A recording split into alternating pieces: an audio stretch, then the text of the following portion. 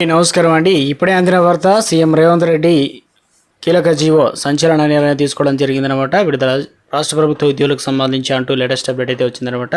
So ఆ వివరాలు ఏంటనేది కూడా వీడియోలో తెలుసుకునే ప్రయత్నం చేద్దాం. వీడియోని చివరి వరకు చూడండి, అర్థమవుతుంది. మూడోసారి ఛానల్ వస్తే తప్పకుండా సబ్స్క్రైబ్ చేసుకోండి. చూస్తున్నారు కానీ లైక్ చేయడం మర్చిపోతున్నారని వెంటనే లైక్ చేసే ప్రయత్నం చేయండి. వివరాలకి పోదాం.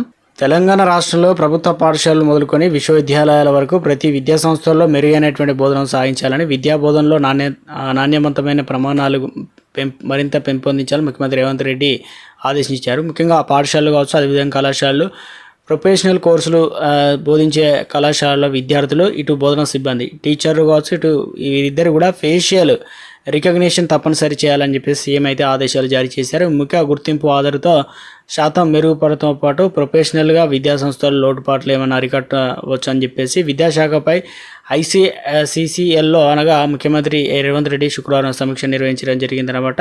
సో ఇందులో వచ్చేసి విద్యాశాఖ పరిధిలో అదనపు గదులు, వంట గదులు, మూత్రశాలలు, మరుగుదొడ్లు, ప్రహరీ నిర్మాణం, వివిధ విభాగాలు చేపట్టడం సరికదని ఇక సీఎం అభిప్రాయపడ్డారు. నిర్మాణ నాణ్యత ప్రమాణాలు, నిర్మాణ పర్యవేక్షణ, నిధులు మంజూరు, జవాబుదారీతనం గాను ఒకే విభాగం కిందికి ఉండాలని చెప్పేసి సీఎం రేవంత్ రెడ్డి అయితే ఆదేశాలు జారీ చేయడం జరిగింది. మధ్యాహ్న భోజన బిల్లుల చెల్లింపును green channel young India integrated residential school నిర్మాణాన్ని పర్యవేక్షిస్తున్న విద్యా సంక్షేమ వసతుల అభివృద్ధి సంస్థ కిందనే రాష్ట్రంలో అన్ని విద్యా సంస్థల నిర్మాణం కొనసాగించాలని సీఎం రేవంత్ రెడ్డి ఆదేశాలు జారీ చేశారు. సో మొత్తం మీద తెలంగాణ రాష్ట్ర వ్యాప్తంగా ఈరోజు అసెంబ్లీ బడ్జెట్ సమావేశాలు అయితే ప్రారంభమయ్యాయన్నమాట. కాసేపటికి వాయిదా వేశారు.